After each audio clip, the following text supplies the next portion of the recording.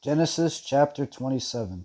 When Isaac was old and his eyes were so weak that he could no longer see, he called for Esau, his older son, and said to him, "My son, here I am," he answered.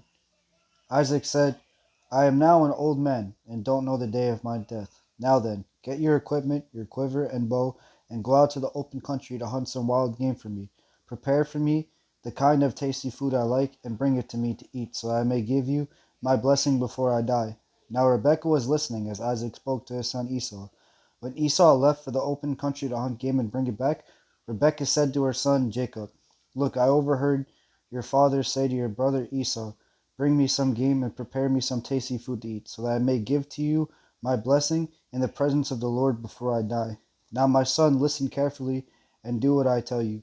Go out to the flock and bring me 2 choice young goats, so I can prepare some tasty food for your father, just the way he likes. Then take it to your father to eat, so that he may give you his blessing before he dies." Jacob said to Rebekah his mother, "But my brother Esau is a hairy man, while I have smooth skin. What if my father touches me? I would appear to be tricking him, and would bring down a curse on myself rather than a blessing." His mother said to him, "My son, let the curse fall on me. Just do what I say. Go and get them for me." So he went and got them and brought them to his mother. She prepared some tasty food just the way his father liked it.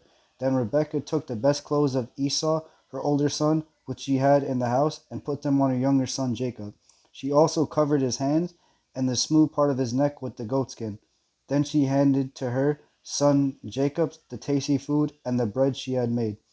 He went to his father and said, "My father." "Yes, my son," he answered. "Who is it?" Jacob said to his father, "I am Esau, your firstborn. I have done as you told me. Please sit up and eat some of my game, so that you may give me your blessing." Isaac asked his son, "How did you find it so quickly, my son?" "The Lord your God gave me success," he replied. Then Isaac said to Jacob, "Come near, so I can touch you, my son, to know whether you really are my son Esau or not." Jacob went close to his father, who touched him and said, "The voice is the voice of Jacob, but the hands are the hands of Esau." He did not recognize him, for his hands were hairy like those of his brother Esau. So he proceeded to bless him. "Are you really my son Esau?" he asked. "I am," he replied. Then he said, "My son, bring me some of your game to eat, so that I may give you my blessing." Jacob brought it to him, and he ate. And he brought some wine, and he drank. Then his father Isaac said to him, "Come here, my son, and kiss me." So he went to him and kissed him. When Isaac caught the smell of his clothes, he blessed him and said, "Ah, the smell of my son is like the smell of a field that the Lord has blessed. May God give you heaven's dew and earth's riches, and abundance of grain and new wine. Many nations serve you, and peoples bow down to you. Be Lord over your brothers, and may the sons of your mother bow down to you. May those who curse you be cursed, and those who bless you be blessed." After Isaac finished blessing him, and Jacob had scarcely left his father's presence, his brother Esau came in from hunting. He too prepared some tasty food and brought it to his father. Then he said to him, "My father, please sit up and eat some of my game, so that you may give me your blessing." His father Isaac asked him, "Who are you?" "I am your son," he answered, "your firstborn Esau." Isaac trembled violently and said, "Who was it then that hunted game and brought it to me?" "I ate just before you came and blessed him, and indeed he will be blessed." When Esau heard his father's word, he burst out with a loud and bitter cry and said to his father, "Bless me, me too, father, my father." But he said, "Your brother came deceitfully and took your blessing." Esau said, "Isn't he rightly named Jacob? This is the second time he has taken advantage of me. He took my birthright, and now he's taking my blessing." Then he asked, "Haven't you reserved any blessing for me?" Isaac answered Esau, "I have made him lord over you, and have made all his relatives his servants, and have sustained him with grain and new wine. So what can I possibly do for you, my son?"